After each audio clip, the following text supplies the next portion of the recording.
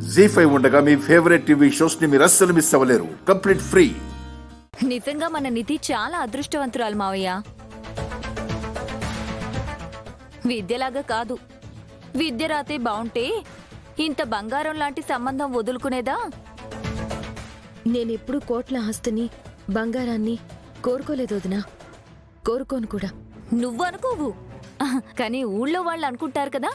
ఆదినారాయణ గారు చిన్న కూతుర్ని కోటీశ్వర్ల ఇంటికిచ్చి పెద్ద కూతుర్ని కటిక పేదవాళ్లకిచ్చారని చెప్పేసి చెవులు కొరుక్కుంటారు కదా.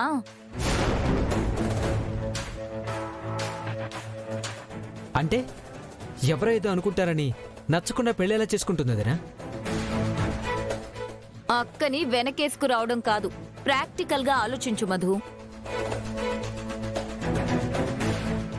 ఇప్పుడంటే సరే, రేపొద్దున మీ అక్కకి పిల్లలు పుట్టిన తర్వాత ఒంటి మీద గాజులు, మెళ్ళో తాళిబొట్టు, తాడు అన్నీ అమ్మి పిల్లలకి స్కూల్ ఫీజు కట్టాల్సిన పరిస్థితి వస్తుంది.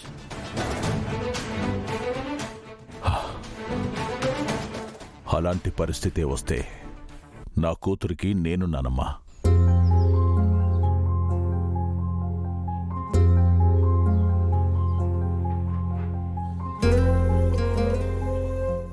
అదే వాళ్ల ధైర్యం కూడా మావయ్య గారు. నాకు ఆత్మాభిమానం ఎక్కువ వదినా. ఎలా అయినా ఉన్న దాంట్లో ఆనందంగా బ్రతకగలను. సర్లే, నాకెందుకులేమ్మా, నీ మంచి కోరి చెప్పాను. ఎల్లుండి ముహూర్తం పెట్టుకోవడానికి వచ్చేటప్పుడు చేతులకి గాజులు, మెళ్ళోకి ఒక చైన్ అయినా తెమ్మని చెప్పు. నలుగురిలో పరువు పోకుండా ఉంటుంది. మనదా వదినా? అంతేగా, వాళ్ళకి ఎలాగో లేదు కదా. మీ అన్నయ్య మావయ్య గారు అప్పటికీ ఈ సంబంధం వద్దని చెప్తూనే ఉన్నారు. వింటే కదా. విద్య తెలిసి చేస్తుందో తెలియక చేస్తుందో తెలీదు గాని మావయ్య గారి పరువు పోవడానికి మాత్రం కారణం అవుతుంది. మీ వదిన మాటలు మనసు బాధ పెట్టేలా ఉన్నా వాటిల్లో కొన్ని నిజాలున్నాయమ్మా.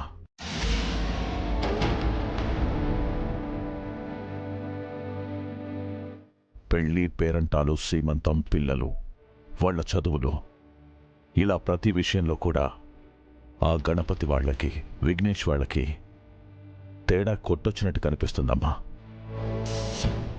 డబ్బును బట్టే సమాజంలో గౌరవం ఇస్తారమ్మా. ఏమీ లేని వాళ్ళని పలకరించడానికి కూడా ఇష్టపడరు. ఎక్కడ సాయం అడుగుతారో అని. నాన్న, కోట్ల ఆస్తి, నగలు, గౌరవాలు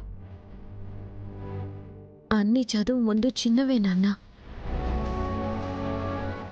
చదువు చెప్పే గురువే నా భర్త అవుతుంటే అంతకంటే గొప్ప ఆస్తి ఏముంటుంది నాన్న? అసలు గురువుకిచ్చే గౌరవం ఎవరికి ఎవరు ఇవ్వరు నాన్న.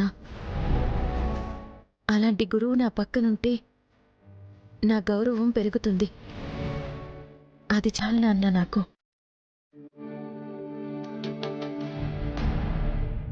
నువ్వు బావ వేరువేరు కాదు కదక్క. బావకి కొంచెమైనా మొహమాటం ఉంటుంది, నీకు ఉండదుగా. నీ మనసులో ఏముందో కక్కి. అమ్మా, అది మరేం లేదమ్మా, మాకు కొన్ని అప్పులున్నాయి.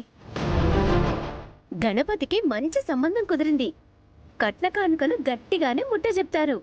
ఆ డబ్బులు ముట్టగానే మాకివ్వాల్సిన కట్నం డబ్బులు ఓ 5 రూపాయల వడ్డీ వేసి మాకిచ్చేయండి.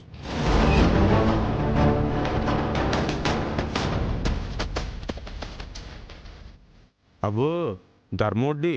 అవును మావయ్య, నా పెళ్లిలో కూడా నాకేమీ పెట్టలేదు. వాళ్ళతో ఆడపడుచు కట్నం గురించి మాట్లాడండి. ఇంకా కోటేశ్వర్ల సంబంధం చేసుకుంటూ మీ తమ్ముడు నీకేం నగలు చేయించలేదా అని నలుగురు అంటే ఏం సమాధానం చెప్తుంది చెప్పండి?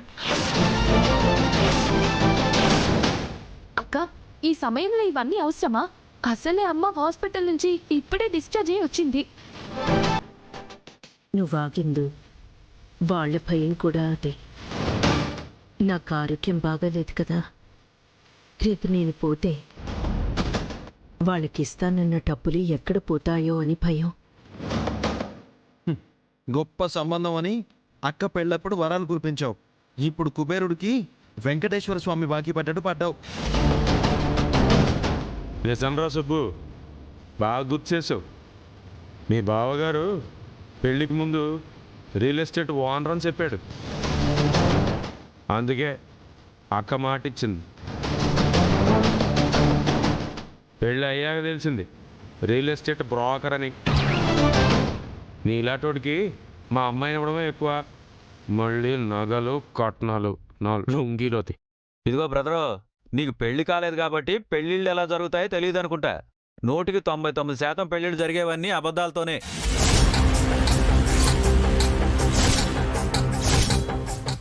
అందుకే చాలామంది భార్యాభర్తలు సఖ్యతగా ఉండలేకపోతున్నారు, విడిపోతున్నారు. నిజంగా పుట్టిన వాడెవడు అబద్ధాలు చెప్పి పెళ్లి చేసుకోడు.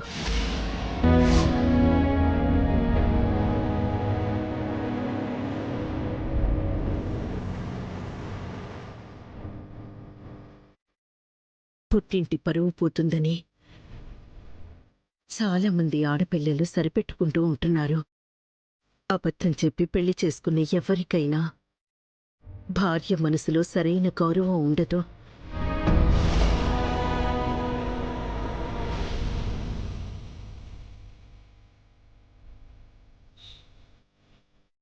ఇలా అబద్ధాలు చెప్పి పెళ్లి చేసుకుని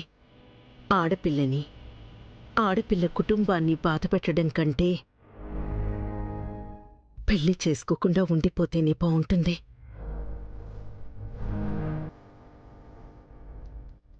మీరు ఆశపడ్డారు, నేను ఆశపడ్డాను. జరిగిందేదో జరిగిపోయింది. మాకివ్వాల్సింది మాకు ఇచ్చేయండి. అలాగే మీ కొడుకు పెళ్లికి ఆడపడుచు కట్నం ఎంత ఇస్తారో చెప్పండి. ఇంట్లో ఇళ్ళు రాబందుల్లా పీక్కు తింటుంటే బయట అమ్మాయి అయిన విద్య తన బంగారు గాజులు నమ్మి మా అక్కకి పానం పోసింది.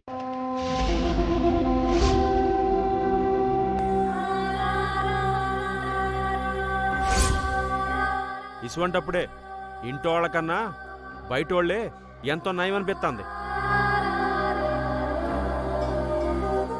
శ్రీశైలం, ఏంట్రా నువ్వనేది? నిజమక్క, మేము ఎవరో ఆసుపత్రిలో డబ్బు కట్టలేదు.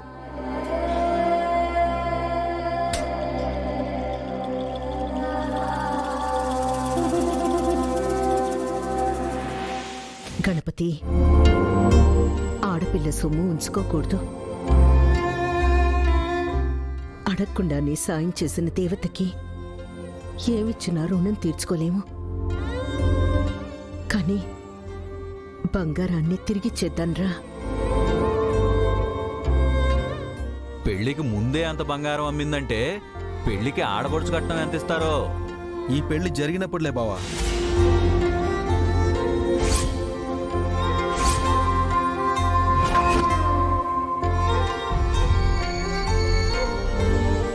అంటే జరగదంటావా? ఏదవా గోల, ఎప్పుడు ఒకటే గోల. ప్రశాంతంగా ఉండెవరో.